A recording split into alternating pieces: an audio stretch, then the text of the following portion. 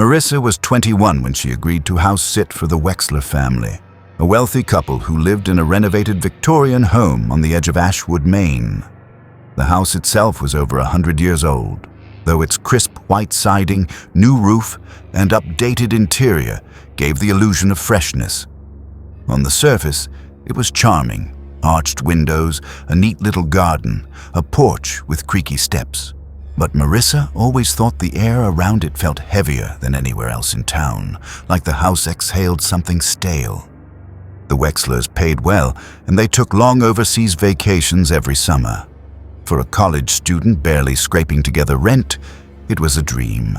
2 weeks of living alone in a big house, walking distance from campus, with food in the fridge and 4 well-behaved cats to keep her company. She had done it before. And yes, there had been moments, little things, when she felt uneasy in that house. Once, she swore she heard footsteps in the upstairs hall when she was certain she was alone. Another time, she came home from class to find every light blazing when she remembered turning them off. But she brushed it off. Renovations cause quirks, she told herself. Old wiring, bad switches, creaky floors. The pay was too good to give up. That summer, in July of 2016, the Wexlers left for 2 weeks in Europe. They told Marissa they would have little to no cell service. If something happened, anything, she'd need to either call the police or reach out to their relatives across town. Marissa didn't think twice. She locked the door behind them and settled into the guest room with her books, her laptop, and the 4 cats: Milo, Jasper, Cleo, and Fig. For the first few days, everything was fine. She walked to class in the morning, came back to feed the cats, and spent her evenings reading or watching movies in the big living room. The cats followed her from room to room, shadows with fur, never clingy, but always nearby. On the 4th night, her boyfriend at the time, Evan, came over with takeout. He knew Marissa was uneasy about the house and thought his presence might help. They ate in the guest bedroom and watched TV, laughing and trying to pretend the house wasn't pressing in around them. Around midnight, Evan stood up to leave. Normally, he'd stay over, but not that night. "I don't know why," he said, pausing in the doorway, "but I've got a really bad feeling. You should come with me. Crash at my place." Marissa shook her head. Going back to her parents' house wasn't an option. Her home life was rocky, her parents volatile, and she treasured these rare stretches of freedom. She had no intention of cutting it short. "I'll be fine," she insisted.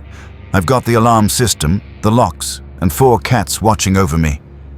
He lingered, uneasy. "Still, this house feels off tonight." But she wouldn't budge. So he kissed her goodnight and left, his tail lights fading into the dark.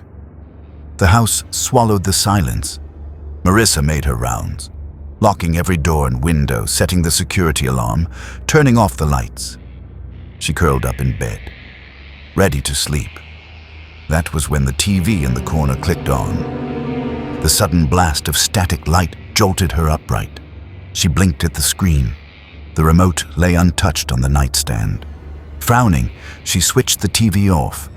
Seconds later, it switched itself on again. But instead of a channel, the screen glowed with empty snow, gray fuzz, and a whispering hiss. Her chest tightened. She turned it off. It turned itself back on. Again and again. Finally, her nerves snapped. She yanked the cord from the wall and stuffed the remote under a pillow. The screen went dark for good, but her heart kept racing. Convincing herself it was faulty wiring, she left the bedroom and dragged a blanket to the living room couch. She left a lamp burning and the cats clustered around her feet. That's how she fell asleep, with the glow of the lamp and the shadows twitching at its edges. The next day, Evan came by again. She told him about the TV. He frowned, worried. "You should have come home with me," he said. "I told you something was wrong with this place." She laughed it off, though uneasily. "It's just an old house. And anyway, I'd rather be here than at home with my parents." That evening, they had dinner together and watched a movie downstairs. The house, as always, seemed too quiet, as if waiting. Halfway through the film, a sound cut through the silence. Faint, wavering, like an infant's cry drifting up from the basement. Marissa froze. Evan's eyes flicked to hers. Neither of them spoke, but the question was clear. "You heard that too?" Marissa remembered something from her animal shelter job. Cats in distress sometimes sounded eerily like babies. She quickly counted. 1, 2, 3 cats lounging nearby. Fig, the youngest, was missing. Heart hammering, she crept down the narrow staircase into the basement. The steps groaned like bones under her weight. She whispered Fig's name, her voice trembling. The cries grew louder until she reached the spare bedroom at the bottom. There, behind the closed door, she found him. The small tabby darted into her arms, mewing, having trapped himself inside. Relieved, Marissa carried him upstairs and scolded herself for panicking. They resumed the movie, though the unease lingered. Later, when the time came to feed the cats, they all gathered in the kitchen. Afterward, as usual, they slunk off to nap in the bedrooms, full and content. Marissa and Evan stayed in the kitchen, plates clinking, laughter trying to cover the tension. That's when the crying sound came again. This time it was sharper, closer. A desperate wail floating up from the basement door just a few feet away. Evan paled. "Marissa, they're all upstairs, right?" She forced herself to check. Every cat had just eaten. She hadn't seen them leave the kitchen, but now they were gone. She convinced herself it was Fig again, or maybe Cleo. She flicked on the basement light and started down the stairs. Each step, the crying grew louder. It didn't sound like a cat anymore. It sounded human. She reached the bottom. The air smelled damp, metallic. The light flickered above her head. Then, silence. The crying stopped mid-breath. Her eyes darted across the room. The spare bedroom door stood ajar, the couch empty, the corners shadow-thick. No cats. Nothing. Her skin crawled. She felt her pulse in her ears, pounding. Without thinking, she bolted up the stairs 2 at a time, the boards shrieking beneath her. When she burst back into the kitchen, she froze. All 4 cats, Milo, Jasper, Cleo, and Fig, were sitting in a perfect semicircle around Evan, their eyes fixed on her as she re-entered. Not one of them had been in the basement. Evan's face was pale, horrified. "They came out from the bedrooms, all 4, just after you went down there." Marissa couldn't breathe. She grabbed her backpack, shoving clothes and books inside with trembling hands. Without a word, she and Evan left the house, the cat's unblinking eyes following them to the door. For the rest of the week, Marissa returned only once a day, long enough to feed the cats and clean the litter boxes. She didn't linger. She didn't sleep there again. The house grew colder each day, like it resented her absence. On the final day, she locked up, slid the keys into the Wexler's hidden spot, and drove away without looking back. When the family returned, she thanked them politely, but told them it would be her last time house-sitting. No amount of money could pull her back into that place. Later, she called her older brother on the drive home, her voice still shaking. She confessed everything. There was a long pause on the other end. Then he admitted he too had once been inside that house, years earlier, and had his own terrifying experience. He hadn't told her before. He hadn't wanted to scare her away from a job she needed. That revelation chilled her even more. Whatever lived in that house, whatever mimicked cries and played with lights and drew her into the basement, it had been there a long time. It had been growing bolder. To this day, Marissa won't walk down that street in Ashwood. She crosses to the opposite sidewalk, avoids looking at the windows, and never speaks the Wexler's name aloud. And sometimes, late at night, when her apartment is still and her phone lies dark beside her bed, she swears she can hear a faint, hollow wail seeping up from the floorboards, just like the sound that lured her down those basement stairs. A sound she will never forget. I've always found something oddly comforting about late-night walks. There's a stillness in the air after the world goes quiet, a peace that makes me feel like everything complicated in life just dissolves for a little while. My name is Daniel Rowe. I've been a welder my entire life, 40+ years of sparks, steel, and sore shoulders. These days, I live alone out on a stretch of farmland in northern Missouri. The house is far too big for one man, but after my wife Elaine passed away, I never had the heart to downsize. It still feels like her presence lingers there, stitched into the walls and the creak of the floors. My children grew up and scattered years ago. Since cancer took Elaine, it's just been me and my dog, Rufus. He's a loyal mutt, heavy-boned with a coat of peppered gray. Most days, I swear he knows me better than anyone else. One evening, after a long shift in the shop, I decided to take Rufus for a walk around the property. A loop around the fields usually calms my restless mind. The air was crisp that night, cool against my face, and Rufus padded faithfully at my side, his nails clicking softly against the gravel path. I had walked that loop more times than I could count. So many, in fact, that I could close my eyes and navigate it by memory alone. But halfway back toward the farmhouse, something made me stop. I glanced up at the second-floor window, the one that looked out from the bedroom Elaine and I once shared, and for a split second, I swore I saw movement inside. A figure, or maybe just a flicker of shadow crossing the glass. I froze. Nobody should have been in that room. I hadn't stepped foot in it in years. It was too painful. It had become a shrine of sorts, left untouched since the day she died. The thought of some stranger violating that space ignited a fire in my chest. I stormed into the house, heart pounding like a hammer on steel, and bounded up the stairs. The room was empty, dusty, quiet, exactly the way I had left it. I searched every corner, behind the curtains, under the bed, in the closet, but there was nothing. No broken window, no signs of intrusion. I stood there in the silence, feeling foolish. Still, I couldn't shake the sensation that something had been watching me. The following night, Rufus woke me with a low growl rumbling in his chest. He wasn't a loud dog. He never barked without cause. I sat up, straining my ears, and that's when I heard it. Slow, deliberate creaks from the ceiling above. Footsteps. And directly above my room was that old bedroom.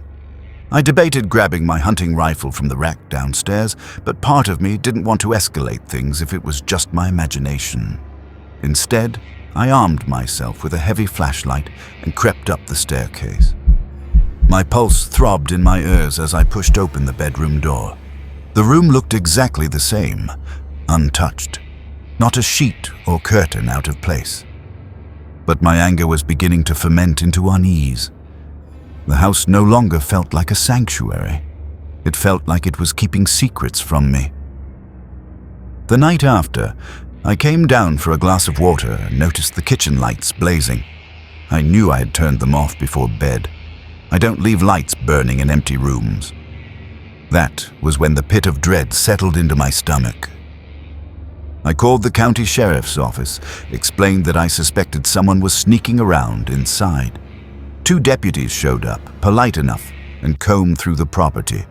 They checked every door, every window, every nook and cranny. They found nothing. Their flashlights swept across the yard one last time before they told me to call again if I needed them, but I could see it in their faces. They didn't believe me. Then came the night that changed everything. Sleep wouldn't come, so I decided to confront my fear. I went upstairs to the old bedroom, hoping that staring into its emptiness would put my mind at ease. When I opened the door, I stopped cold. The floor was littered with clothing. Elaine's clothing, dresses, blouses, shoes, all the things I had carefully folded and boxed up years ago after her death. Now they were scattered like someone had torn through the boxes, tossing them everywhere. My breath caught in my throat. This wasn't just a trick of the mind. This was deliberate. And then I saw her. A woman stood in the doorway across the hall, silent, motionless, staring at me. I couldn't make out her features, but I knew instantly she wasn't Elaine. She was shorter, her hair dark and ragged, her figure unfamiliar. Every instinct screamed that she didn't belong here. I charged toward her without thinking, and she bolted down the stairs, her footsteps slamming against the wood. I thundered after her, Rufus barking wildly, but by the time I reached the front porch, she was gone, vanished into the night. I searched the property until my legs ached. Rufus sniffing through the fields, but she had disappeared without a trace. For weeks after that, I barely slept. Every creak in the rafters, every groan of the old farmhouse set my nerves on edge. I started keeping my rifle propped against the nightstand, telling myself I wouldn't need it, but knowing I'd never forgive myself if I wasn't ready. I thought about calling my brother, asking him to stay a while. But I was raised to handle my own problems, and pride is a heavy chain to break. The visits didn't stop. One late evening, I sat in the living room, a mug of coffee cooling in my hands, when movement outside the window caught my attention. There she was, the same woman, standing at the edge of the yard, watching me through the glass. Her silhouette was ghostly in the moonlight, her body still as stone. My chest tightened and the world seemed to slow. I grabbed my rifle and stormed onto the porch, Rufus tearing out beside me. She didn't move, just lingered there, silent as though she was waiting. I fired warning shots into the sky, the blasts echoing off the fields. That finally stirred her. She turned and sprinted into the darkness, swallowed by the night, but the damage was done. She was real. She was deliberate. And she wasn't going to stop. I haven't seen her since that night, but the silence feels fragile, like glass about to crack. I live every day waiting for the sound of footsteps on the floor above me or the sight of her face framed by the window pane. I keep telling myself I'm ready. I'll protect myself if I have to, but living in this constant state of dread is like breathing through water. If not for Rufus, I don't think I'd still be standing. And so I wait, and I wonder if the nightmare has truly ended, or if it's just gathering strength for the night it decides to return. Summer has always been my favorite season, not for the parties or the drinking, but for the way the world feels alive. The heat, the long days, the thick smell of pine sap and cut grass. It makes me want to be outside from dawn till long past midnight. That's exactly what I was doing the summer I turned 18. There's a sprawling nature reserve a few miles from my hometown of Ashbury, Pennsylvania. When I say sprawling, I mean endless. 1,000 acres of forest, marsh, and forgotten trails. To this day, there are corners of it I know I'll never set foot in, but back then, that wilderness felt like freedom. It felt like adventure. That June, 2 of my friends and I decided we were going to camp there for the night. We knew it was forbidden. Signs made it clear the park closed at sunset, but that only made it more exciting. None of us believed we'd ever be caught. We just had to hike deep enough to vanish from anyone's sight. The group was made up of me, my best friend Aaron, and our buddy Tyler. Aaron was the outdoorsman. He treated every trip into the woods like survival training. He carried paracord, knives, even a weatherproof map in a plastic sleeve. He could probably start a fire with 2 sticks if you asked him to. Tyler, on the other hand, was the exact opposite. His role in the group was simple. He brought the drinks. If Tyler wasn't buzzed, he wasn't happy. That was just who he was. We loaded Tyler's car just before midnight, the summer breeze warm but not sticky, and drove out under a sky smeared with stars. By the time we parked and lugged our gear into the woods, the alcohol was already hitting me. Aaron led with his heavy-duty flashlight, a beam strong enough to slice through the dark like a sword. The forest loomed around us, Tall trunks stretching up into blackness, leaves whispering with every breath of wind. Even with the light, the walk was unsettling. The deeper we went, the more the night pressed in on us. After half an hour of trekking, we stumbled into a small clearing. Flat ground, enough space for a tent. Aaron grinned, declaring it perfect, and set to work. He directed us like a drill sergeant. Tent first, chairs next, fire after. In minutes, the blaze was crackling, throwing shadows across the trees. Tyler cranked up his Bluetooth speaker, handing me another can, and soon we were laughing, drinking, and talking like kings of the woods. The hours slipped by, and with the drinks, the night blurred pleasantly. By the time 2 a.m. rolled around, we were drunk, tired, and more than ready to call it a night. That's when it happened. Just as Tyler bent down to gather empty cans, a sound tore through the forest. A whistle, not a bird call, not the wind. A sharp, piercing whistle, shrill enough to send shock through my body like an electric current. I bolted upright, every ounce of drunken haze gone in an instant. Tyler killed the music. The three of us froze, staring at one another, waiting for something else. Footsteps, a voice, anything. But the woods had gone too quiet. You don't realize how much noise a forest usually makes until all of it vanishes. No chirping insects, no rustle of leaves, no distant croak of frogs.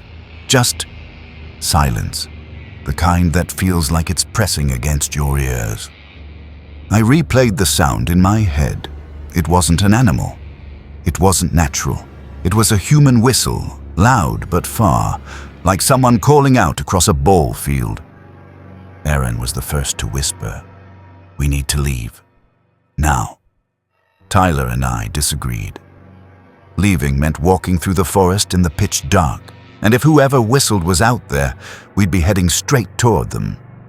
The thought of bumping into some stranger at 3 a.m. in the middle of nowhere terrified me more than staying put. Aaron muttered that whoever made the sound probably already knew we were there, and I hated that he was probably right. After a tense argument, we decided to stay. We lowered our voices, killed the speaker, and tried to act like nothing was wrong. Aaron said to leave the fire burning, that flames ward off predators. That's when it hit me. Predators weren't my worry anymore. Humans were.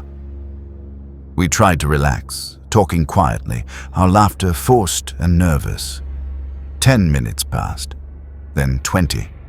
And just as I started to believe the danger had passed, something small flickered through the dark. A firecracker. It landed dead center in the fire, hissing and spitting sparks. I screamed, the sound ripping from my throat before I could stop it. Aaron cursed and bolted upright, his flashlight beam whipping across the trees. Tyler and I scrambled after him, abandoning everything, our chairs, our drinks, even the tent. We ran blind through the woods, branches clawing at our arms, roots snagging our boots. My lungs burned. Tyler bent over and vomited, gasping while Aaron finally killed the flashlight, urging us to stay still. The forest was silent again. No chasing footsteps, no laughter, no whistle. I thought maybe, just maybe, we'd escaped. We huddled together, whispering. Tyler wanted to head for the car immediately. Aaron argued we couldn't leave the fire burning. It could spread, and besides, all his camping gear was still back there. I couldn't believe he cared about equipment after what we'd just lived through, but eventually I caved. We crept back, Aaron guiding us with slow, deliberate steps. The faint orange glow of the fire soon came into view through the trees. That was when Tyler grabbed my arm, his face pale. "Look." I squinted, and my blood turned to ice. 3 figures were sitting in our chairs. Not moving, not speaking, just sitting. One was turned toward us, his mouth hanging open, expression frozen. We didn't breathe. We didn't move. For several long minutes, we just watched them, whoever or whatever they were. They didn't react. Aaron finally motioned for us to back away. We turned, slow and careful, but Tyler slipped, his foot cracking against a rock, and he cursed under his breath. That single sound shattered everything. The fire's glow vanished, snuffed out in an instant, as though someone had thrown a blanket over it. And then the footsteps began. Heavy, fast, crashing through the underbrush toward us. We didn't wait to see more. We ran harder than we'd ever run in our lives, branches snapping against our faces, shadows lunging past in our periphery. This time, the sounds followed us, thundering just behind. Too close, until finally, miraculously, the trees broke and Tyler's car came into view. We didn't stop until we were inside, slamming the doors, gasping for air. Tyler fumbled the keys and peeled out of the dirt lot. No one spoke the entire drive home. The next morning, Aaron insisted on going back. He refused to lose his gear, and he said in daylight, "We'd be fine." Tyler wanted no part of it, but against my better judgment, I agreed. The woods looked different in the sun, almost harmless. Birds chirped, the air smelled of pine and wildflowers.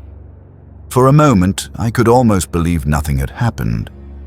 When we reached the clearing, the campsite looked untouched. The chairs, the tent, even the fire pit were all exactly as we'd left them. But as we got closer, a foul stench hit us, rotting and sour, like spoiled meat. Aaron unzipped his tent, gagged, and recoiled. Inside was the decaying body of a rat. Someone had put it there. I didn't need more convincing. I grabbed Aaron by the arm and told him we were leaving. That forest, that clearing, that summer night. I wanted no part of it ever again. And to this day, I haven't set foot in Ashbury Preserve.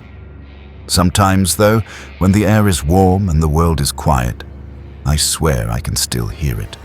That whistle. Carrying on the wind, as if the woods are calling me back. And I know I'll never, ever answer.